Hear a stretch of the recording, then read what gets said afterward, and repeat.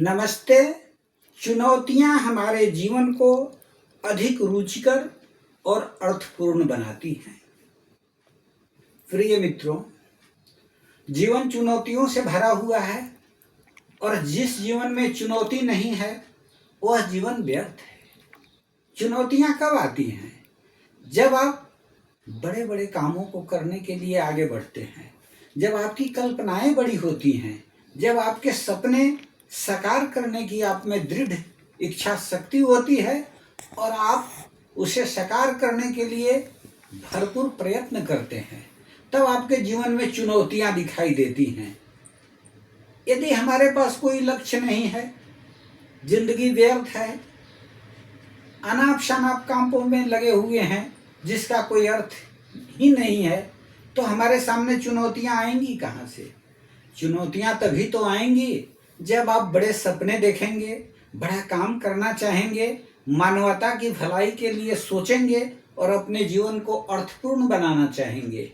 इसलिए हमेशा याद रखें कि यदि आपके जीवन में चुनौतियां आ रही हैं तो आप समझिए कि आपका जीवन अर्थपूर्ण है और आप कुछ बड़े काम कर रहे हैं जिसके लिए ईश्वर ने आपको बना के भेजा है।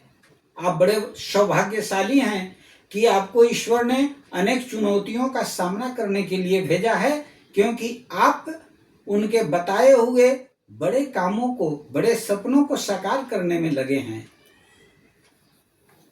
चुनौतियां जीवन को अधिक रुचिकर तब बना देती हैं जब हम एक एक करके उनका समाधान करते हैं, सफलताएं मिलती जाती हैं और उनके प्रतिफल से समाज प्रसन्न होता है।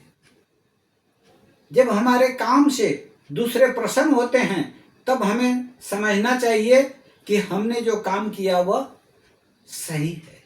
सही और गलत का फैसला ऐसे लोग करते हैं जो हमें नहीं जानते, जिनसे हमारा कोई वास्ता नहीं है, जिनसे हमारी जिंदगी में कभी मुलाकात नहीं होनी है और न वे हमें जानते हैं न मैं उन्हें जानता हूं। परंतु जब हम ऐसे काम करते हैं कि उसके बारे में वे अपनी संवेदना व्यक्त करते हैं, अपने विचार व्यक्त करते हैं और प्रसन्नता प्रकट करते हैं कि यह बहुत अच्छा विचार है, यह बहुत अच्छा काम है, चाहे किसी ने किया हो, तब आप समझिए कि मेरा जीवन अर्थपूर्ण हो रहा है। हमें हमेशा आगे बढ़ने के लिए निरंतर अपने लक्ष्य को बड़ा करना होगा। यदि हम अपना लक्ष्य छोटा रखेंगे, वे तुरंत प्राप्त हो जाएंगे, हम निठल्ले बैठे रहेंगे, उसका कोई अर्थ नहीं है। इसलिए ये हमें खुद तय करना है कि हमारा जो लक्ष्य है वह निरंतर बड़ा होता जाना चाहिए। एक कदम हमेशा आगे बढ़ना चाहिए और आगे बढ़ते जाने से हम सफलता प्राप्त करेंगे। खुद को जानना हर तरह के ज्ञान की शुरुआत होती है।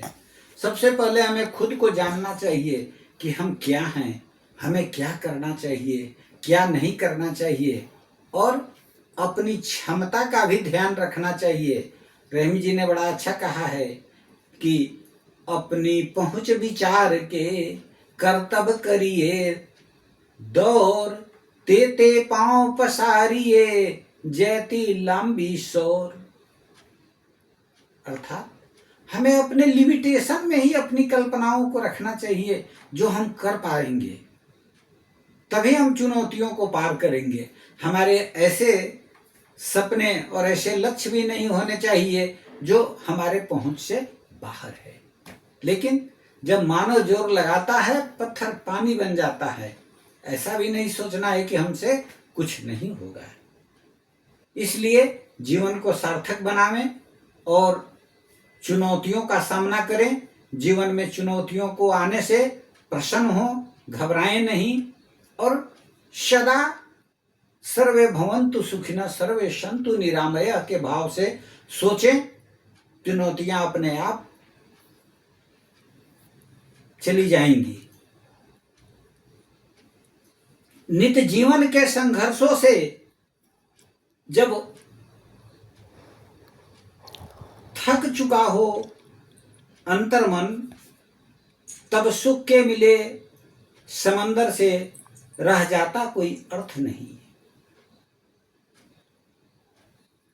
हमारा जीवन अर्थपूर्ण तभी होता है जब हम समय पर कोई काम करते हैं। समय की प्रतिबद्धता हमारे जीवन में अवश्य होना चाहिए, समय के अनुशासन का पालन अवश्य होना चाहिए। नहीं तो नित्य जीवन के संघर्षों से जब थक चुका हो अंतर्मन, तब सुख के मिले समंदर का रह जाता है कोई अर्थ नहीं।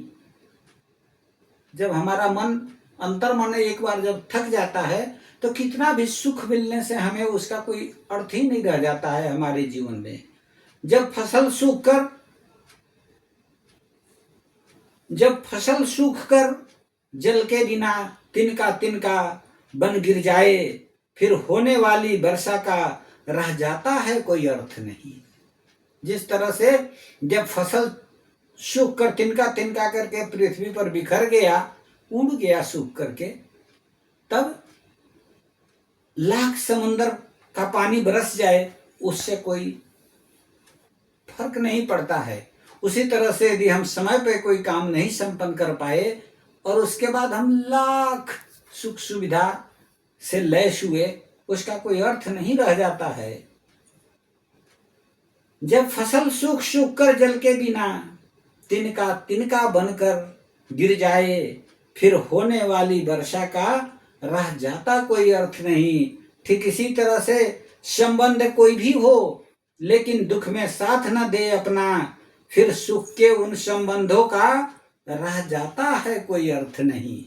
यदि हम अपने सगे संबंधियों के काम नहीं आए समय पर, तो उन संबंधों का कोई अर्थ नहीं रह जाता है।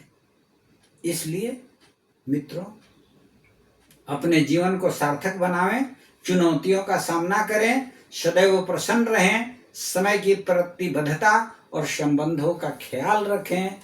धन्यवाद।